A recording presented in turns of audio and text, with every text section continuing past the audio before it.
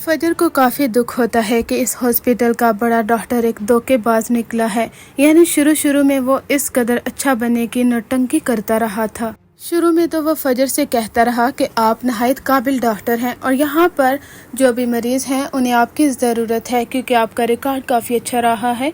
किसी भी मरीज़ को आप ज़िंदगी की तरफ वापस लाने में मदद कर सकती हैं, इसलिए इस हॉस्पिटल को आपकी ज़रूरत है। फजर को ये सारी बातें याद आती हैं जब वो रंगून वाला डॉक्टर को और शेर के घटिया चचा को उस होटल में देखती है। उस वक्त तो उसके पांव तले जमीन निकल जाती है, लेकिन अब वो फैसला कर लेती है कि वो शेर को जल्द यहाँ से निकाल लेगी, क्योंकि फजर जानती है कि अगर मैंने इनकी हकीकत इनके मुंह पर जाकर बता दी तो ये लोग मेरे खिलाफ भी कार्रवाई करेंगे और हो सकता है कि मुझे इस हॉस्पिटल से ही निकाल दिया जाए। अगर मुझे निकाल दिया गया तो शेर की जान खतरे में पड़ सकती है। यही वजह है कि फजर कुर्बानी देती है, यानी ये चीज़ किसी को भी नहीं बताती कि रंगून वाला डॉक्टर और डॉक्टर ताहा इस हॉस्पिटल में मौजूद मरीजों के दुश्मन बन चुके हैं, जो कि पैसों के इवज बिक गए हैं। फजर जब शेर के पास आती है, उसने उसे कह दिया था कि तुमने मेडिसिन को गिरा देना है, किसी हाथ से कोई भी मेडिसिन नहीं लेनी। तो शेर को भी समझ में आ ही जाती है। इसी तरह कुछ वीक गुजरते जाएंगे और मंथ गुजर जाएंगे। शेर की हालत बेहतर होना शुरू हो जाएगी, यहाँ तक कि शेर मुकम्मल तौर पर भी रिकवर कर ही जाता है। लेकिन अभी भी उसे एक अच्छे माहौल की ज़रूरत है जिसमें वो अपने आप को फ्रेश महसूस कर सके। फजर जानती है कि अगर सब लोगों को मालूम हो गया कि शेर की कंडीशन बेहतर हो रही है तो वो लोग दोबारा से इसे इंजेक्शन दे देंगे। पहले तो कई बार ऐसा होगा कि फजर इंजेक्शन को फेंक देती है, यानी जो भी डॉक्टर उसे लगाने के लिए आता है वो कहती है कि दे मैं इसे लगा दूंगी, हालांकि वो लगाती नहीं है, उसे डस्टबिन में फेंक देती है। शेर की हालत तो बेहतर होना शुरू हो जाती है, लेकिन अब उसे एक अच्छे माहौल की ज़रूरत है। फजर कहती है क्या मुझे तुम्हें यहाँ से निकालना होगा। वो फैसला करती है कि किसी भी तरीके से शेर को यहाँ से निकलना होगा। यहाँ तक कि वो शेर से कहती है कि किसी भी डॉक्टर को ये जाहिर नहीं होने देना तुमने कि तुम ठीक हो चुके हो, इसलिए अब तुम्हें थोड़ी बहुत एक्टिंग भी करनी होगी। यानी यहाँ पर तो ड्रामे का सीन काफ़ी ज़्यादा इंटरेस्टिंग होगा, क्योंकि वहाँ पर शेर और फजर दोनों एक दूसरे से मिल जाते हैं, क्योंकि उन्हें प्लानिंग के तहत यहाँ से निकलना है।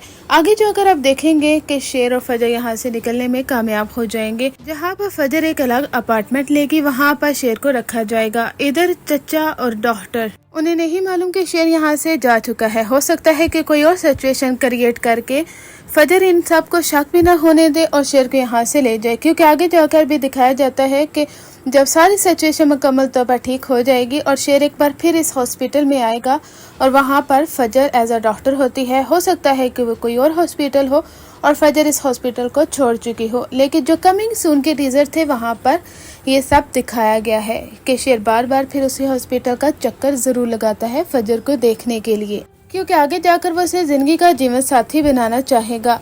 यहाँ तक कि हम बात कर रहे थे उस अपार्टमेंट की, तो वहाँ पर शेर की काफी देखभाल की जाएगी। वहाँ पर शेर और फजर की काफी खूबसूरत केमिस्ट्री दिखाई जाने वाली है और इन सीन्स को काफी ज्यादा फैंस पसंद करने वाले हैं। शेर की वालदा जो कि फजर को दुश्मन समझती है शेर का, आगे जाकर उन्हें भी एहसास हो ही जाएगा कि फजर दुश्मन नहीं है बल्कि खैर हुआ है। इधर जब चचा और रंगून वाला डॉक्टर को मालूम होता है कि फजर शेर को यहाँ से लेकर जा चुकी है और वो जल्द इन हॉस्पिटल के खिलाफ कार्रवाई भी करेगी, वो डॉक्टर तो काफ़ी ज़्यादा डर जाता है, उसके पसीने छूट जाते हैं। चचा कहता है कि ये कैसा घटिया काम किया है तुम लोगों ने, करोड़ों रुपया हड़प कर लिया और शेर यहाँ से जा चुका है, क्या यह है तुम लोगों के हॉस्पिटल की सिक्योरिटी। वहाँ पर रंगून वाला डॉक्टर कहता है कि तुम लोग अब हमें ही धमकी नहीं दे सकते। एक बात याद रखना कि अगर डॉक्टर फजर शेर को यहाँ से लेकर जा चुकी हैं तो वो हमारे खिलाफ कार्रवाई भी ज़रूर करेंगी, और अगर उसने हमारे खिलाफ कार्रवाई की तो तुम लोग भी हमारे साथ ही फंसोगे।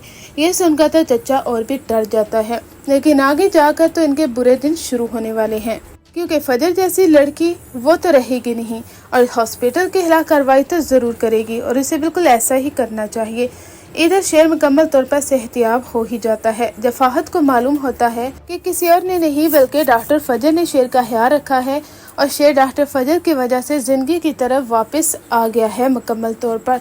फाहद को काफ़ी गुस्सा आता है। वो कहता है कि बाबा एक बार आपने मुझे कह दिया होता कि मैं शेर को जान से मार दूं तो मैं उसे आज मार चुका होता। पता नहीं आपने ऐसी क्या गलती की है, शेर आज बच चुका है اور وہ ہماری آنکھوں میں آنکھیں ڈال کر بات کر رہا ہے۔ جیسا کہ شیر کا تو دل کرتا ہے کہ وہ فہد کو وہاں پر ہی جان سے مار ڈالے، کیونکہ اس کے باپ کو ان لوگوں نے مار ڈالا ہے، لیکن فجر کہتی ہے کہ شیر تم نے صبر و تحمل کا مظاہرہ کرنا ہے، تم جانتے ہو نا کہ ان لوگوں نے تمہارے باپ کی جان لی ہے، تو ہمارے پاس کچھ فیکٹس اور فگرز بھی ہونے چاہیے، اس کی بنا پر ہی تم ان لوگوں کے خلاف کارروائی کر سکو گے، اس کے بغیر تم کچھ نہیں کر سکتے، اور ایسا کرنا بھی مت، کیونکہ جلد بازی کا کام تمہیں پتہ ہے پھر کیسا ہوتا ہے۔